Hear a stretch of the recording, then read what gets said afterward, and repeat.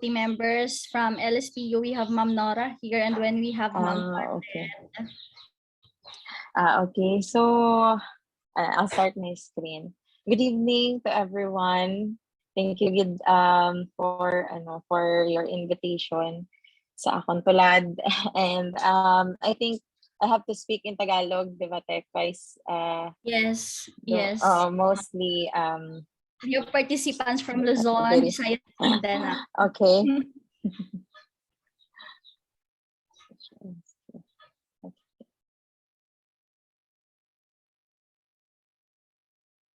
Okay. So makita na ba yung ano ko, yung slide? Yes, Resky. Yes. Okay. Again, good evening. Good evening to all the participants, mostly students, to the faculty of and the staff of LSPU, and to other speakers from other university, especially to you, Ma'am Precious or Ate Pre. Thank you for inviting me as a resource person for today's lecture. And I feel honored to be one of the resource speakers for today. Okay. So again, good evening, everyone. I was tasked to discuss, or share to you my knowledge and the information that I have learned based on my experiences and from my researches that I have conducted, specifically on the topics of curing of fish. No, and there are a lot of preservation methods that are under curing of fish, but specifically, what I will talk today is on fermentation, pickling, minced fish processing, canning, and the use of additives. So I'll just talk a brief background on fish curing. So as we all know, as we can remember on our foundation courses on fisheries, specifically on fish processing, this preservation method consists of different methods, except refrigeration and canning. So I think you already discussed drying, smoking, and salting from your previous lectures. But I will only include here pickling, fermentation, and a combination of these preservation methods. Okay. So first, let's discuss the principles of fermentation. So this is a traditional food preservation technique that is widely used in Asian countries. Also, specifically, it is being practiced here in the Philippines, specifically on the coastal areas. And this type of preservation method is a product of historical, regional, and cultural significance, which the establishment of this preservation method was influenced by these factors. And what happens during fermentation is that the fish or the raw material undergone a series of desirable biochemical changes through the action of your microorganisms or enzymes. So what are these biochemical changes? No? Examples of these biochemical changes are your acidification, gelation of your proteins, and degradation of your proteins or lipids. And the advantages of these preservation method is that fermented products improves the shelf life first. Next, it is a it secures that your product is safe for consumption. Also, it has improved organoleptic attributes such as specifically rather its aroma and taste. It also has a high nutritional value, and it is a great source of microorganisms. Okay, so what are these biochemical changes? So first, what happens during acidification? So ang pinaka major talaga na nag-contribute sa acidification or pag-lower ng pH ng fish muscle is yung production of lactic acid. So, di ba, we all know that the production of lactic acid in our fish muscle is from the proliferation of our lactic acid bacteria. So aside from that, no, degradation of protein is also a contributor to the decrease in pH of the raw material or the fish during these biochemical changes. Next, gelation of myofibrillar proteins and sarcoplasmic proteins. So there is an alteration on the elasticity, cohesion, and hardness of products. So familiar naman kayo with the texture and appearance of fermented products, diba? So sometimes yung itsura niya is parang nag-harden siya. No? So the appearance and the texture really depends on the fermentation approach that you are doing to the product, or the fermentation method or the type of fermentation that you are doing. Okay, so later on I will discuss several types of fermentation. Next would be degradation of proteins and lipids, or these proteins are being hydrolyzed, no, or they are broken down into smaller compounds, or their smaller forms. So the effect of this is that there is a release on flavorful taste of the compounds and nutrients that are easily digestible and absorbable.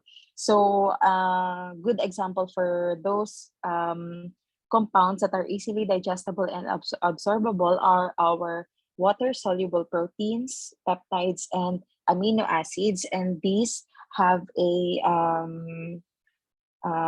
it is considered a functional na bioactive compound. Okay. So these are the different types of fermentation of fish, no, and it is according to and it is classified, no, into different approaches or types of additives or types of ingredients that you are adding to your raw material. So first would be according to the final product appearance. No, depende sa target yun ng processor kung ano yung itsura ng fish, whether it be a whole fish, no, paste, or fish sauce. Okay, so I think we are all familiar with those types of fermented products. Example B, for whole fish, na fermented fish, your tinabal. Next, your paste would be your ginamos. No, it is very it's very popular here in Western Visayas. And another is our fermented fish sauce, or our patis. No, familiar naman tayo with that product. And it is widely produced all throughout the Philippines. Next, according to processing methods. So, nakadepende din yan sa producer, no, kung gusto na yung spontaneous fermentation by using the natural microflora lang of the fish, or fermentations using starter culture. So, nakadepende if fungi-based fermentation siya or bacteria-based fermentation. So, you add microorganisms as your starter culture. Next would be according to the type of substrate.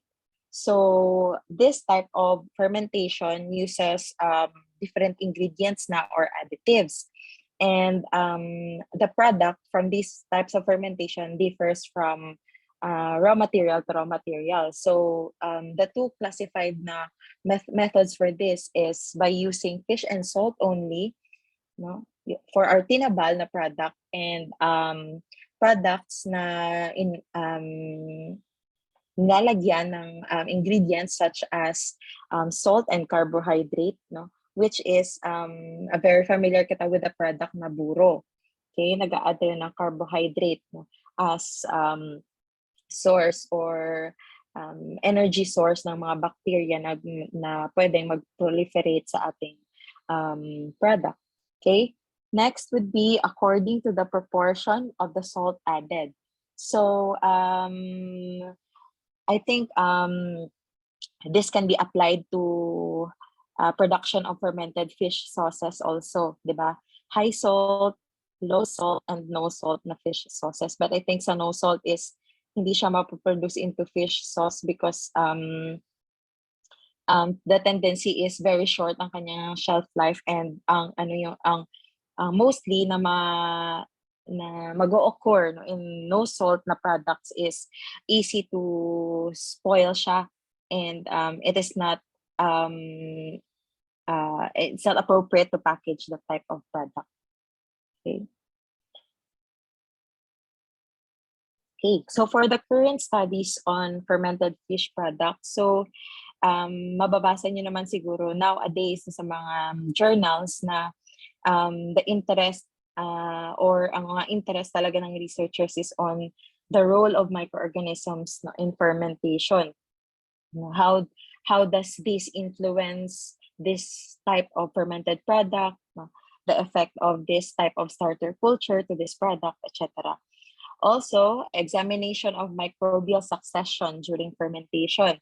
Okay, so what type of what group of microorganisms will proliferate, what group of microorganisms will vanish, or I mean, mawawala kasi 'di ba may antagonistic effect din yung ibang microorganisms to other spoilage microorganisms. Next, research interest also in the antioxidant activities, also for the hypertensive activities of these fermented products, and for the anti-cancer activity of these products. Okay, so for the prospects and trends, I think there is an increasing demand on fermented fish products because it is now widely used as, for example, for our fish sauces, nagtatrend na ngayon na mostly ang mga ingredients ng mga famous dishes is added with fish sauces, no, to enhance the flavor and aroma of the product or the dishes, different dishes that are prepared.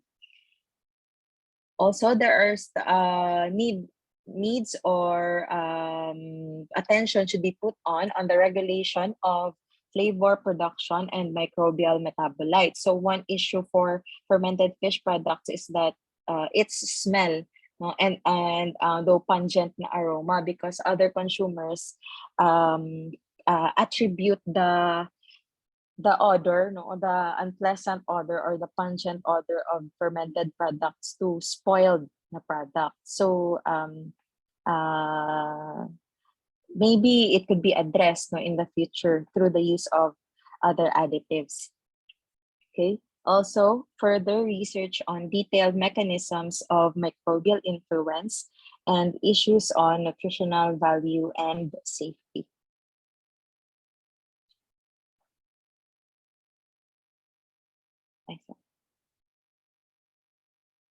Okay.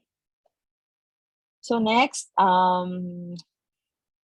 method of preservation or method of curing or fish curing is pickling. And this is also a traditional method of fish preservation that uses other ingredients or additives such as salt, vinegar, sugars, and a variety of spices.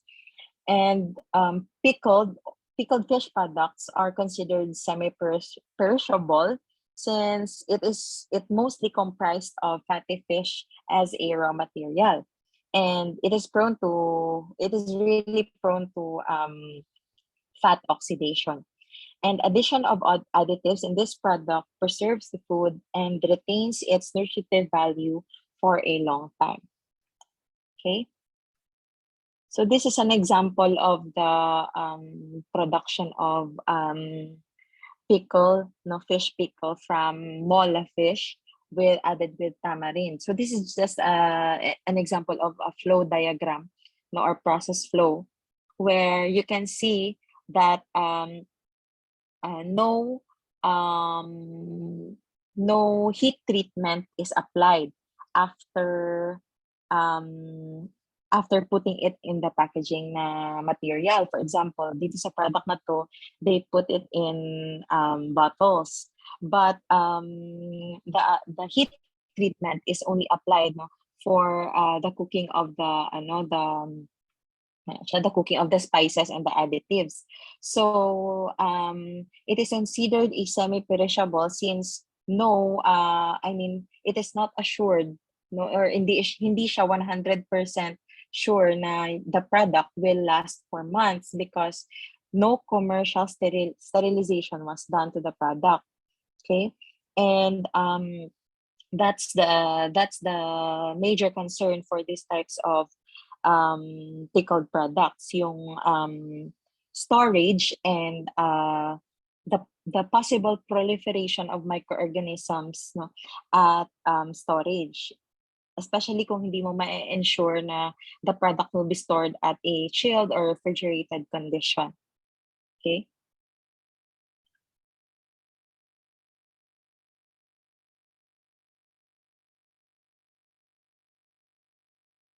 Okay, so there is now an increasing demand for ready-to-eat na products such as fish pickles because you can though parang pareho siyang like to achara, no? Are you familiar with achara?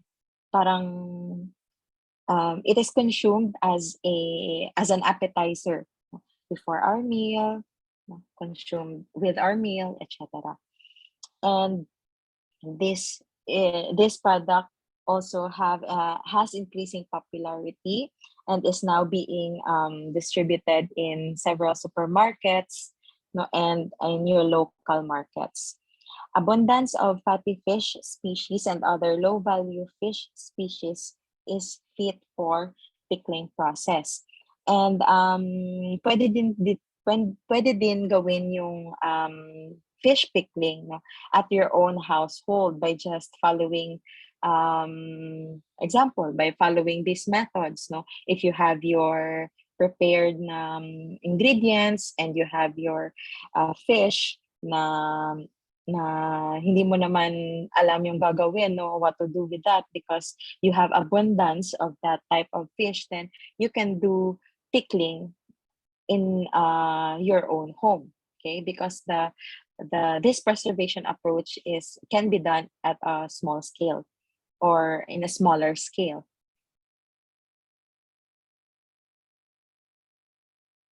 Okay, next we'll proceed to minced fish processing.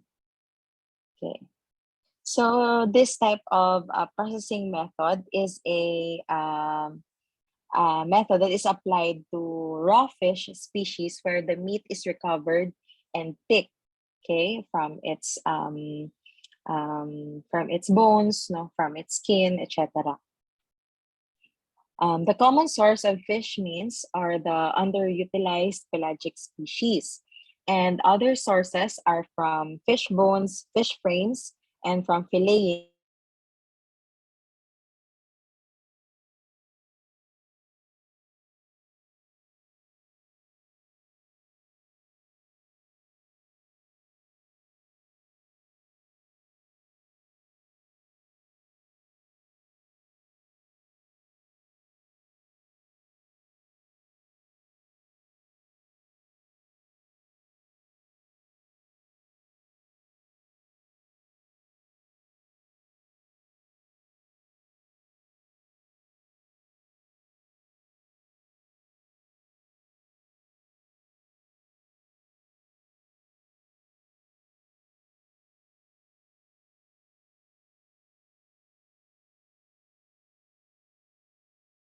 Res, nawala ka siguro yung audio mo. Yes, we are also wondering. Sige lang, pa-chat ko po muna yung ating speaker. Okay po.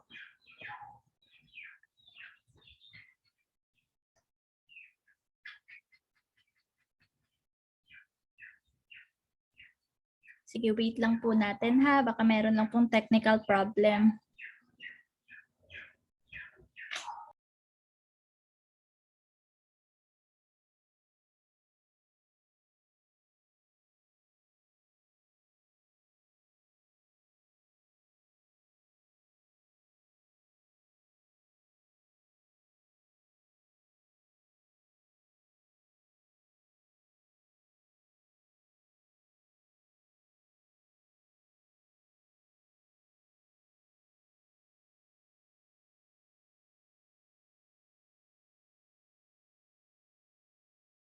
Reminder po sa ating mga attendants, please paki-accomplish po. Nandiyan po sa ating chat box. Ma'am Nora, please pasend po ulit ng attendance link.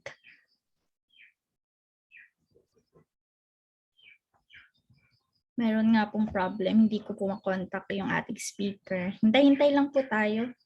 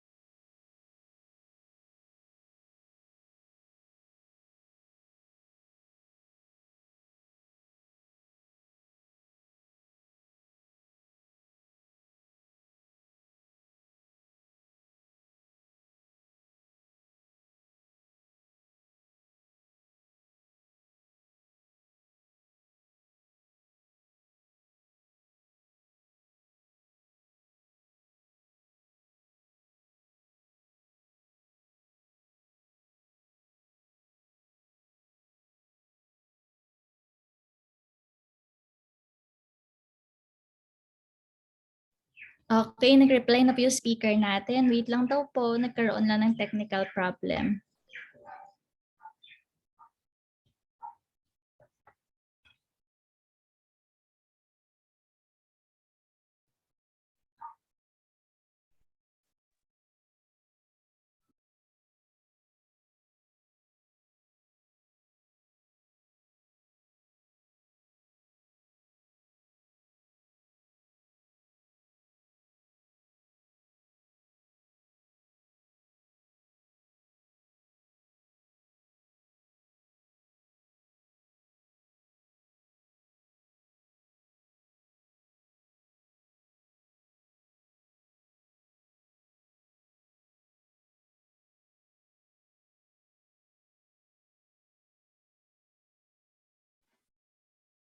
Sorry, I got disconnected. May I ask, Ate Precious, kung anong slide na yun? Ano ba yun? Fish Picnic? beans. Means? Fish Means means? fish. Okay. Okay. Sorry. Basi sa internet. Yes, na-fluctuate. Yan, Chan. Yeah, okay. Sige. Okay. Thank you. Thank you. Okay, so I'll proceed now. Okay, so again, I'll discuss again. Nalagpasan ko na yung 3 slides. I was talking and then tumawag si Ate Precious. Okay. So the major source of other sources of minced fish is from the discarded fish bones or fish frames from, wait, is someone speaking? Medyo, or naka-turn on kayong microphone ng, okay, Sige, check ko lang. Continue lang. Ayan. oo, Ayan. okay. Wait lang. Ayan. Hindi ko ma-mute. Ayan na. Okay. So also, this type of processing improves the acceptance of low value fish species. And there are several examples of low value fish species that are usually neglected, no? And sometimes if it's not consumed, no, they are directly thrown away or discarded. Okay. So for the industry applications of minced fish, they are usually used as raw material of fish balls, fish sausages, fish patties, and fish nuggets. And they're also used for production of canned fish products, animal feeds, fermented products, and intermediate moisture products. And the most preferable non-raw material that can be a source of minced fish is lean meat fishes for its stability and gel forming property. Okay. And the traditional process that is involved in minced fish processing is the manual filleting and picking. Okay, so this is a labor-use na task for the processors because inuubos talaga nila yung at iniisa-isa yung kanilang sources so that it can be used pa at makaka-add pa siya sa kanilang benta or raw material for their products. And other methods involve the use of machines, no, such as mechanical deboners and plate type machines. And this type of equipment involve, it is costly, no, and hindi siya magagamit ng mga local na mga small-scale processors, usually in the coastal community, since it involves the use of electricity, and sometimes in those coastal communities, walang electricity at walang source of energy for the use of this machinery. So their option for them to produce these types of products is manual filleting and picking. Okay. So again, surimi is a Japanese term, no, or a Japanese word. And in translation, it means minced fish fillet. Okay, so surimi is a myofibrillar protein concentrate, and its properties involve strong gel formation. It has good sensory quality. It is a source of white lean meat, and it is widely abundant throughout the year because it can be stored, for months or even years at frozen storage. Okay. And surimi have additives. No, may mga ina-add dyan where it can be converted into whiter color, no, or paano ba nagkakaroon ng strong gel formation sa surimi. It is because of its additives such as your cryoprotectants, your proteins, your starch, and sometimes addition of hydrocolloids are added to surimi processing. Okay. So next type of preservation method is fish canning. And it is a modern process of fish preservation. And canning may be pwede mo siya ma-define as packaging of food in a sealed, no, or hermetically sealed container. And this type of container is obtaining commercial sterility through the use of your pressure cooking or pasteurization or other heat processing na treatment to the product. And this preservation technique enables fish to be preserved in edible condition for longer storage time, and it has 3 stages. So the stages are hermetically sealing in a container, where this stage, you contain your product in the container, put additives, etc., or other ingredients. Then heat sterilization in a sealed container by retorting, pressure cooking, or pasteurization. Next, cooling to ambient temperature for storage. Okay, so your canned products can be stored at room temperature.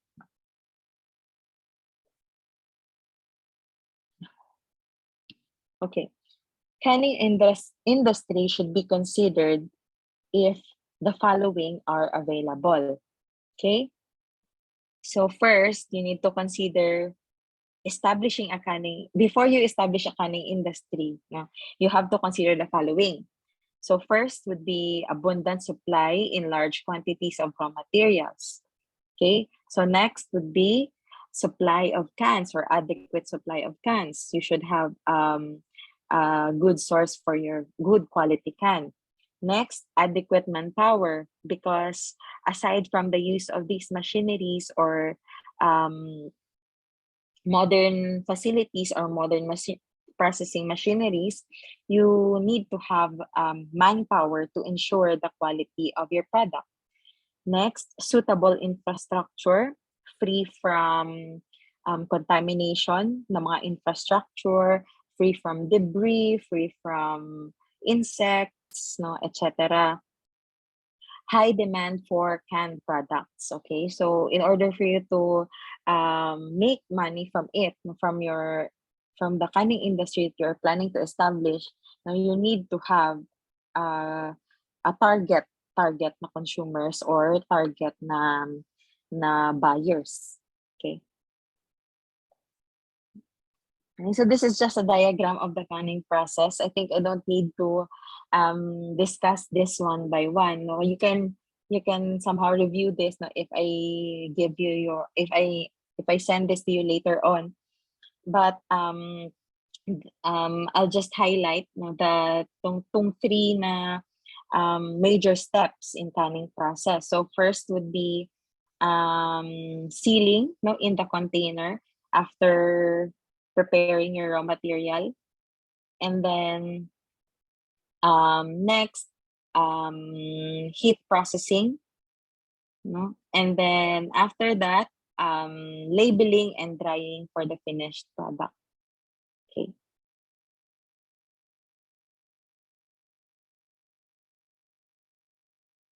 Okay, so for the last topic is the use of additives.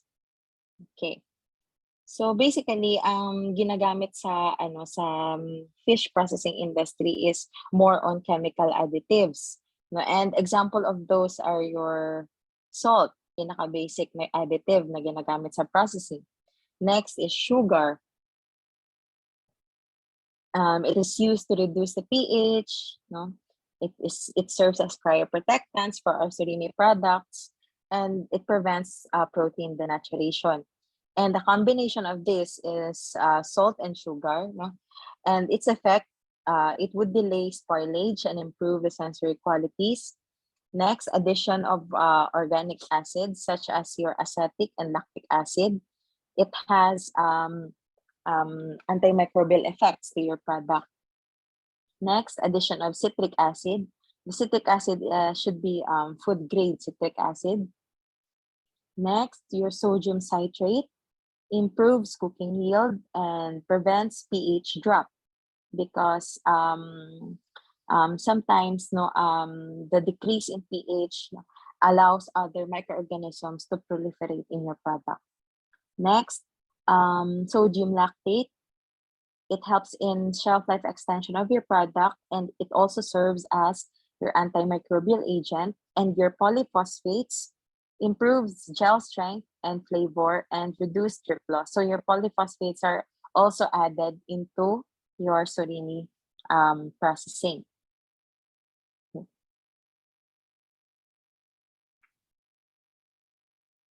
Okay, so application of these food additives become somehow necessary, to maintain generally yung shelf life, also to maintain the nutritional component. Aside from that, ini-ensure na i-maintain din yung texture and flavor ng product, during storage. And all the additives that are discussed, or will be discussed in this presentation are considered generally recognized as safe by US FDA. So everything that you put in your product should be labeled as GRAS or GRAS, or generally recognized as safe for consumption. Okay, so for the natural additives, we have plant-derived products, and these type of additives have antimicrobial and antioxidant activities. And also, essential oils are plant-derived products, and it has a inhibitory effects, for microorganisms. And also, these plant extracts from your several or wide samples of your aromatics and your spices, di ba? Galing siya sa plant extracts. So they extend shelf life and maintain quality, especially sa additives natin na algal extracts or seaweed extracts. And from these, from seaweeds, we can also use hydrocolloids. They are natural additives and they can be obtained from our seaweeds. And they are thickening agents, enhancers of gelling property, specifically sa carrageenan, agar-agar, and alginates. And the sources, just review, di ba, ang source of carrageenan natin is our Capaphycus species. For agar, we can obtain it from your Gracilaria, and your alginates, it can be obtained from Sargassum. And your alginates, parang kino-convert siya into its parang easily dissolved or easily soluble na form ng alginates, which is our sodium alginates rather. And also we have our phenolic compounds.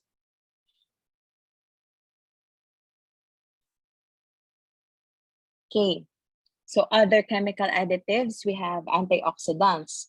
They are usually applied to fish oils and fillets to avoid oxidation of our oils and fillets. And the common additives, are BHA and BHT. And also, you have ascorbate or ascorbic acid and vitamin E. And your BHA and BHT, what happens when you add these types of antioxidants? So instead na yung oxygen magre-react sa fats, sa sample, mag-uuna siyang magre-react, or magre-react siya first sa BHA and BHT. Thus, it prevents the sample from lipid oxidation, because instead na magre-react yung oxygen mo directly to your fats and oils inside your raw material, pupunta siya or magre-react siya firstly sa BHA and BHT na additive na nilagay mo sa iyong product. And for ascorbic acid and vitamin E, these types of antioxidants protects your products or your fish products against oxidative stress, and this prevents cellular damage of your proteins or your fish muscle. And these types of antioxidants, they scavenge reactive oxygen species. And reactive oxygen species, those are the initiators of your oxidation. Also, flavor enhancers, these can be applied to ready-to-cook or ready-to-eat products. And examples of those are your monosodium glutamate, your citric acid, and your calcium chloride. And calcium chloride, no, is an additive that can be used to enhance the shelf life also, and can maintain the desirable texture and the desirable flavor of your product. And the two additives is for, I think the MSG is for improved flavor, such as the umami taste, and citric acid for the acidity.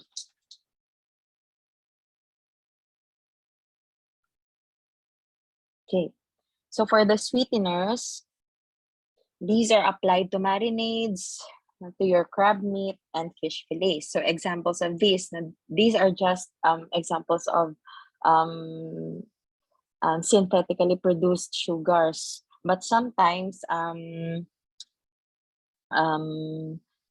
ding natural source of these sugars. So examples are your sucrose, your lactose, glucose, fructose, glycerol, sorbitol, and aspartame. Okay. So for the colorants, these are applied to paste products. No, because sometimes paste products don't have desirable appearance. Sometimes nangingitim yung color ng mga paste products due to the color of the skin of the fish, the blood, etc. Pre-cooked crustaceans, surimi, and smoked products. So examples of these colorants are your carmine, carmazine, your caramel, paprika, anatodai, and astaxanthin. For your texturizing agents, they are used as emulsifiers, stabilizers, and water binding agents. Okay, so first, it is applied to minced products such as your surimi. So for surimi production, ina-addan siya ng hydrocolloids to improve its texture. Also, texturizing agents, agar. Again, it's from your gracilaria, your alginate from your sargassum, your carrageenan from your Kappa ficus, and other industrial gums, no, that is synthetically produced. Also yeast and alum and lecithin. Okay, so for the uses of your natural additives, your essential oils from these several plant-based sources of Debbie, come on. For your plant-based sources of essential oils, no, examples of those are your rosemary, basil, laurel, sage, green pepper, oregano, ginger, clove, and cumin.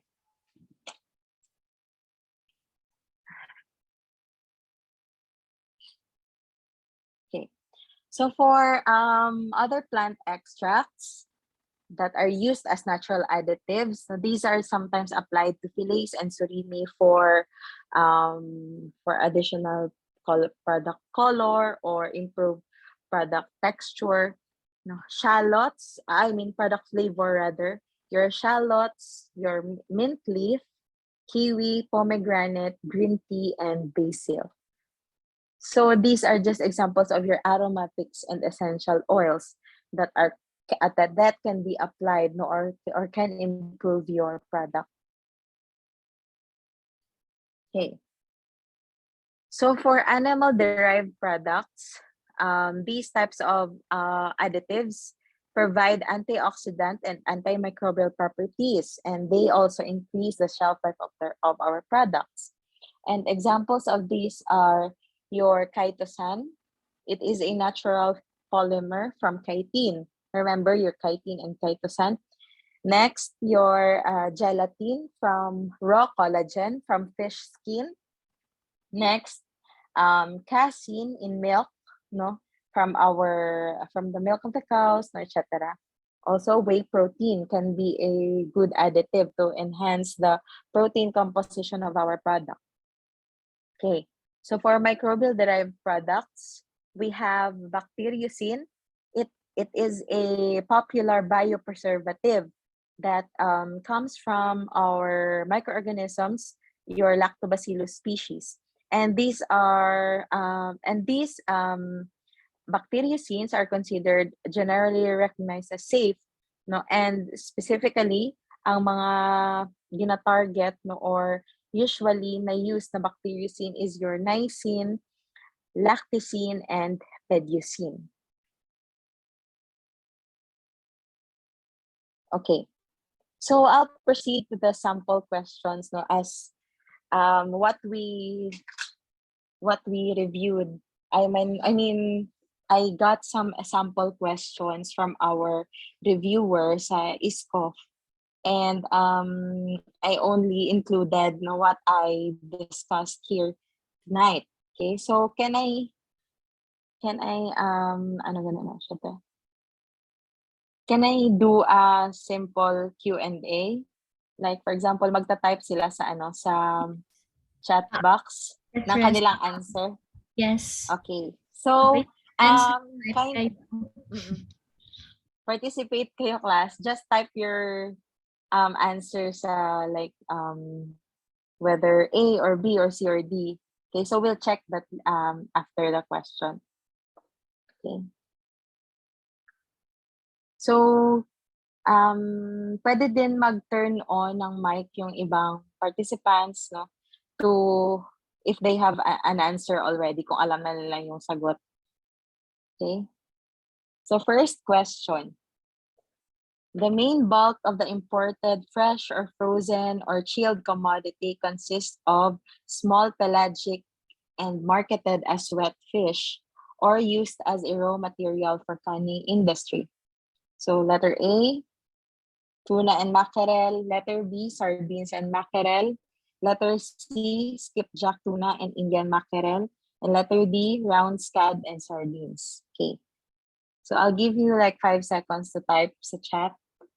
Sa chat ng Zoom. Can you please read at the pre kung ano yung majority na answer? Okay, so yung answer nila for question number 1, may sumagot ng B, A, majority is letter A. Most of them, B and A. Torn B and sila. A, B and A. Okay, so for the correct answer for that question is sardines and mackerel. Okay. It is because, di ba, tuna is considered as a high value na fish species. So, hindi siya mina-market as why siya usually gina-market as low price lang. No, so maghabag kita na when we say na marketed as wet fish, no, parang in banyeras, in containers, no. So usually yung kino-consider, no, na marketed as fresh fish, wet fish rather, and usually used sa canning, no, na widely practiced here in the Philippines is sardines and mackerel. Okay, so I think others got the right answer for that. Next question. This is a fermented fish that can be prepared using cereals as additives. Okay. So letter A, bagoong. Letter B, buro. Letter C, ginamos. And letter D, patis. Okay. 5 seconds to answer. Ayan, may mga nag-type na. So, torn between B and letter A.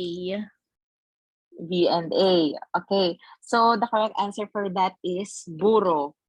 Diba? Cereal is a source of carbohydrate, right? So, an example of cereal is like corn cereals, Rice Krispies, etc. So, remember, your buro is a fermentation method which ang ini-employ mo is the use of salt, carbohydrate, and fish. So, sa bagoong, salt and ano lang na siya, salt and ano lang yan, salt and fish. Okay? Next question.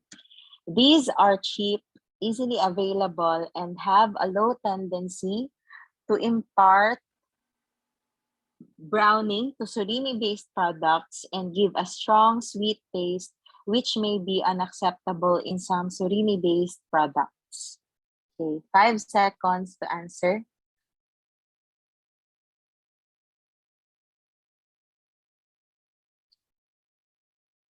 Okay, so may sumagot ng letter C, but most of them answered letter B. Okay, so yes, correct answer is letter B, sucrose and sorbitol. So,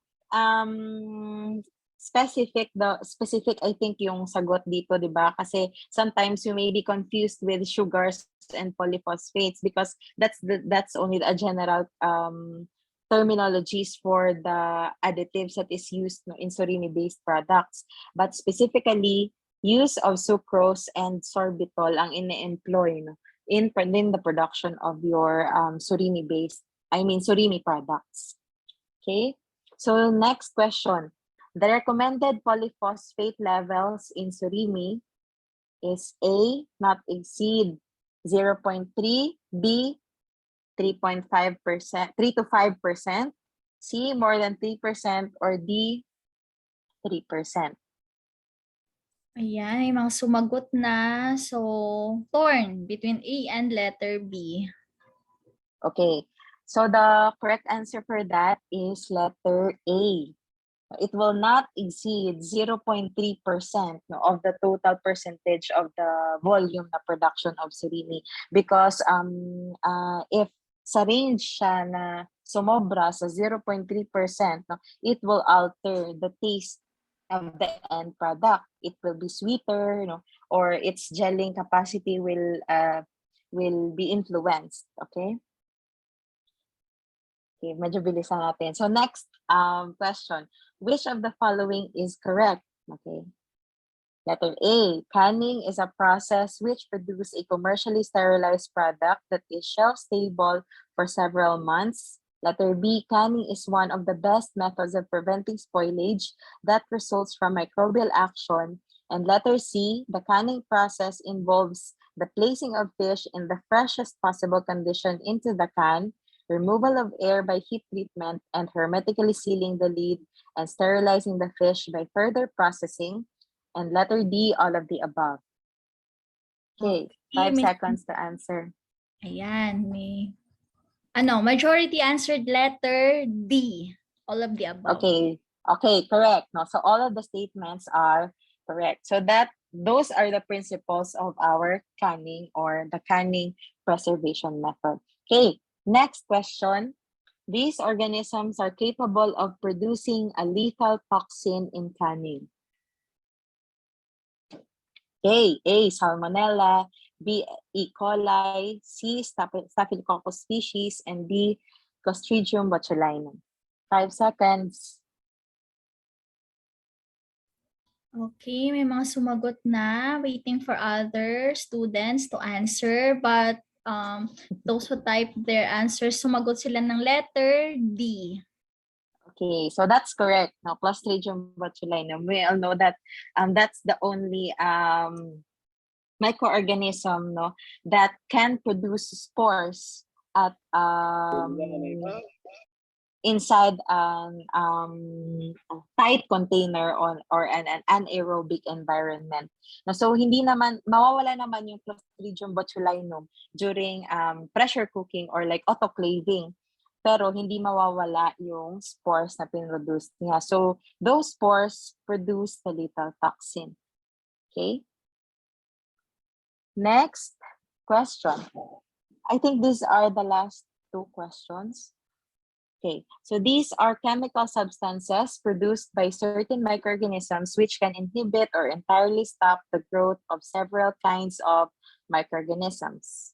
Letter A, antibiotics. Letter B, antioxidants. Letter C, preservatives. And letter D, additives. Okay, sagot ng mga students. Most of them answered or all of them. Meron palang hindi sagot. Letter A. Majority. Okay, so that's correct. Antibiotics, because that's the only possible choice for inhibition of the growth or entirely stopping the growth of microorganisms. Okay, next question. These occur naturally in some foods that exhibit strong antioxygenic properties. So A, natural antioxidants, B, synthetic antioxidants, C, all of the above, and D, none of the above. Ayan, may mga sumagot na. All of them answered letter A. Okay, so that's an obvious choice again, no? When you look into the style of the question, di ba? Nasa keyword na or nasa question na yung answer, no? Naturally occurring in some foods. Okay, so the best choice for that, no, is natural antioxidants, because our fresh fish also has natural antioxidants that is present in the body of the fish, di ba? Your proteins, your amino acids and peptides. Phenolic acids rather. There's phenolic acid that's present in fish. Okay, may last two na questions pa, last two. Okay, the fish and salt mixture is allowed to ferment for more than a month until it develops a characteristic blank and blank. A, flavor and aroma. B, texture and aroma. C, flavor and appearance. And D, flavor and texture.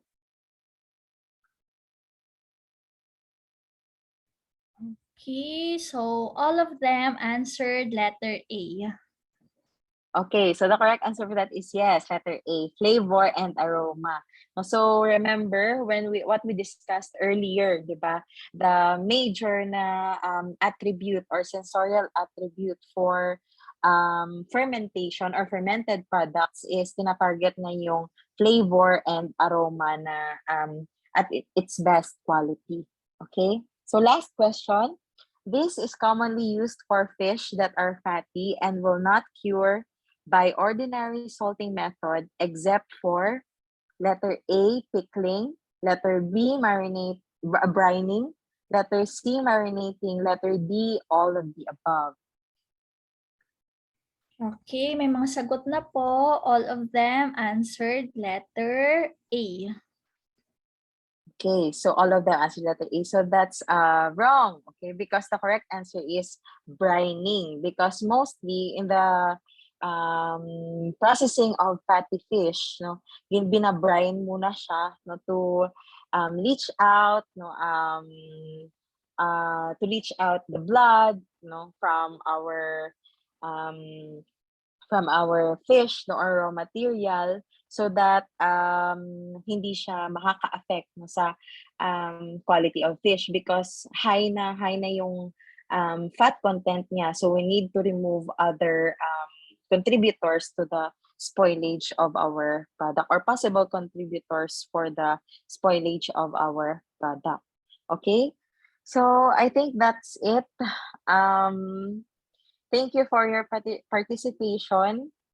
And that's the end of my presentation or my lecture for today. Thank you so much, Res, for Thank you. well appreciated. And class, those processes, kasi send naman sa atin ni Resa yung kanyang presentation. Please study that. Nalabas siya sa board exam, yung parang mga processes ng for different preservation methods. Ayan. So, last question. Akala ko masasagot nyo ng tama kasi diniscuss natin yan sa topic ng salting. Bakit ulit ko yung in-emphasize sa inyo, nakalimutan. My goodness. Natandaan na nila yan. So, makakorek na nila yan during board exam. Yes. Hopefully. Ayan. So, do you have any questions, class? If meron kayong tanong, feel free to ask. Isasend sa atin ni Ma'am Resa yung kanyang presentation and that i-upload ko siya later. I think wala na silang question siguro in terms sa mga tips. It's because mga previous speakers from Aqua and then Capture Fisheries have already shared their mga tips, mga pamahiin during board exam. Ma'am Pat, pa-stop na po tayo ng record. Okay, so please everyone, turn on your camera so that we can take a picture with our speaker tonight.